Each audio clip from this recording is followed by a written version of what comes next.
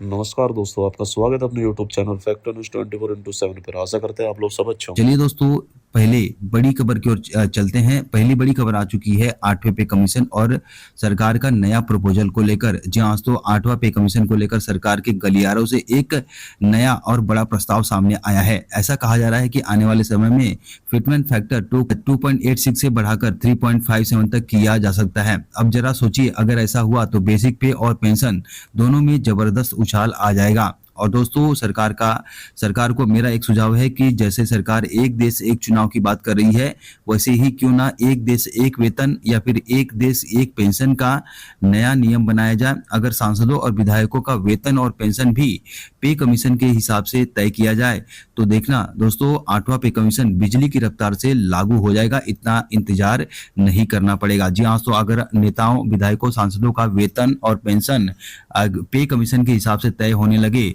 तो 8वां पे कमीशन के लिए कर्मचारियों और पेंशन भोगियों को इंतजार लंबा नहीं करना पड़ेगा, तुरंत ये हो जाएगा।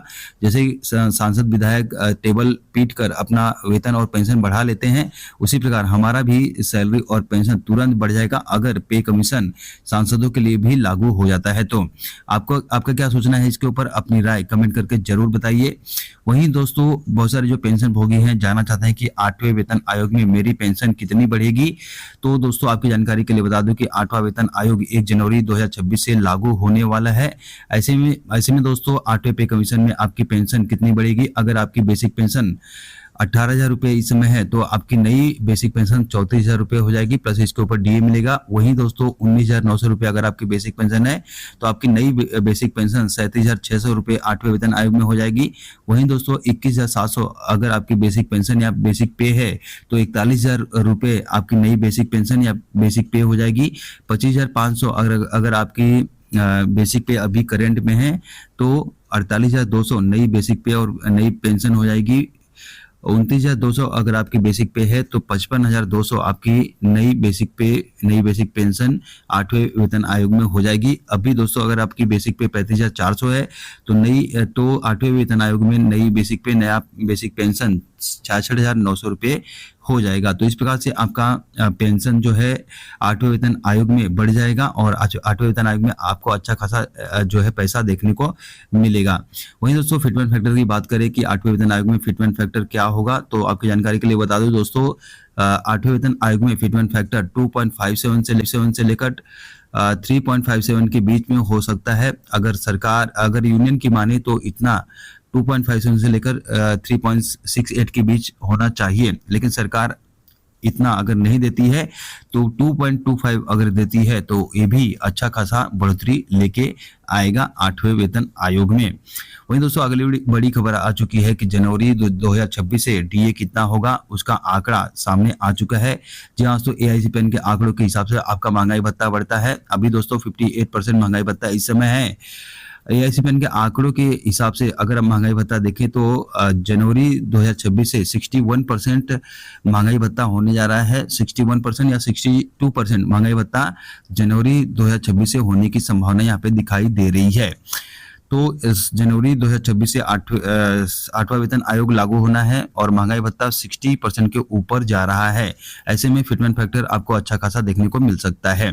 तो अगली बड़ी खबर आ चुकी है एरियर को लेकर। जहाँ तो कुछ पेंशन भोगियों को ज्यादा मिला है डीआर का एरियर और कुछ को कम मिला है। जहाँ तो स्पर्श सिस्टम के तहत कुछ पेंशन भोगियों को 3 महीने के डीआर एरियर का भुगतान अधिक किया गया है। किसी को 500 से ज्यादा मिले हैं, किसी को 1,000 रुपये ज्यादा, किसी को 1,200 रुपये ज्यादा मिले हैं। सारे ऐसे लोग हैं जिनको कम भी मिला है। तो कई लोग सोच रहे हैं कि कैसे मिला है, क्या इसका कैलकुलेशन है। तो आपसे एक विनम्र आग्रह है कि कृपया स्पर्श कस्टमर केयर से संपर्क करके इसकी पुष्टि कर लें कि आपका पैसा कैसे आया है। आपका यह अधिकार है जानना। अगर जानना चाहते हैं तो आप स्पर्श के कस्टमर केयर पे संपर्क करके आप अपना एरियर पूछ सकते हैं कि मेरा एरियर अधिक क्यों आया या कम क्यों आया। वहीं दोस्तों, अगली बड़ी खबर आ चुकी है। कोर्ट का ऐतिहासिक फैसला आ चुका है। एरियर पर ब्याज का आदेश जारी हो चुका है। जहां 17 अक्टूबर 2025 को माननीय AFT कोर्ट ने एक ऐतिहासिक फैसला सुनाया है। फैसले में कहा गया है कि अगर सरकार ने पेंशन भोगियों को एरियर का भुगतान देर से किया है तो उसे उस एरियर पर ब्याज सहित भुगतान करना होगा। सोचिए दोस्तों, अगर किसी पेंशन भोगी का पैसा 2015 में काटा गया और 2023 में जाकर वापस मिला तो उसे पूरे 8 साल की देरी पर ब्याज देना सरकार को पड़ेगा और अगर 3 महीने के अंदर ब्याज नहीं दिया गया तो 8% अतिरिक्त ब्याज भी देना होगा। यह फैसला देश भर के पेंशन भोगियों के लिए एक मील का पत्थर है, क्योंकि अब देरी से मिला पैसा भी सूद सहित यानी कि ब्याज सहित आपको मिलेगा, ऐसा कोर्ट का आदेश आ चुका है। वहीं दोस्तों अगली बड़ी खबर आ चुकी है 50% डीए मर्ज का आदेश और उसका फायदा। जी हाँ दोस्तों, अब बात करते हैं 50% डी। कुछ लोगों को लगता है कि डीए मर्ज होने से नुकसान होगा, लेकिन सच बिल्कुल उल्टा है। याद करिए 1 अप्रैल 2004 को सरकार ने 50% डीए को बेसिक पे में मर्ज किया था और इसी वजह से 6 पे कमीशन में फिटमेंट फैक्टर 1.86 तक पहुंचा था। अगर डीए मर्ज नहीं होता तो उतनी बढ़ोतरी कभी नहीं मिलती। इसलिए अगर 8th पे कमीशन से पहले डीए मर्ज हो जाता है तो कर्मचारियों और पेंशन भोगियों को दोनों को बड़ा फायदा होगा। 7th पे कमीशन से पहले डीए को मर्ज नहीं किया गया था, इसलिए 7th पे कमीशन में फायदा नहीं हुआ। वहीं पे 6 पे कमीशन में मर्जिंग हुआ था, इसलिए 6 पे कमीशन में अच्छा खासा फायदा देखने को मिला। उसी प्रकार अगर 8वें पे कमीशन में डीए मर्ज हो जाता है पहले तो 8वें पे कमीशन में भी अच्छा खासा फायदा देखने को मिलेगा। सरकार को इस दिशा में कदम उठाना चाहिए, क्योंकि यही रास्ता है जो 8 सीपीसी की राह को तेज करेगा और अच्छा खासा बेनिफिट 8वें पे कमीशन में देखने को मिलेगा। इसलिए मर्ज करना जरूरी है। डी अगर मर्ज होता है तो ही जाके आपको अच्छा खासा फायदा देखने को मिलेगा। वहीं दोस्तों अगली बड़ी खबर आ चुकी है पेंशन भोगियों की बोनस को लेकर। जी हाँ दोस्तों, रक्षा मंत्रालय की तरफ से जेसीओ ओआर और अग्निवीर के लिए 6098 रुपए का बोनस घोषित किया गया है और यह सरकार का बेहद ही सराहनीय कदम है। लेकिन सवाल उठता है कि क्या पेंशन भोगियों को भी बोनस मिलना चाहिए? मेरा स्पष्ट मत है कि हाँ मिलना चाहिए, क्योंकि जिन्होंने अपनी जवानी देश की सेवा में लगा दी उन्हें भी साल में कम से कम एक बार मान सम्मान के रूप में बोनस मिलना चाहिए, भले ही वह कर्मचारियों से आधा ही क्यों ना हो, लेकिन मिलेगा तो एक भावनात्मक सम्मान जरूर पेंशन भोगियों को मिलेगा। इससे वे आत्मगौरवित होंगे, इसलिए पेंशन भोगियों को भी बोनस का भुगतान करना चाहिए। सरकार को इसके बारे में सोचना चाहिए। आप क्या सोचते हैं? कमेंट में अपनी राय जरूर दें, क्योंकि आपकी आवाज ही सरकार तक संदेश पहुंचाती है, तो कमेंट जरूर कीजिए। वहीं दोस्तों अगली बड़ी खबर आ चुकी है अक्टूबर महीने की पेंशन को लेकर। जी हाँ दोस्तों, कुछ राज्यों ने जो है अक्टूबर महीने की पेंशन देने का ऐलान कर दिया है। 21 या 22 तारीख को या फिर आजकल में उनके खाते में अक्टूबर महीने की पेंशन आ जाएगी।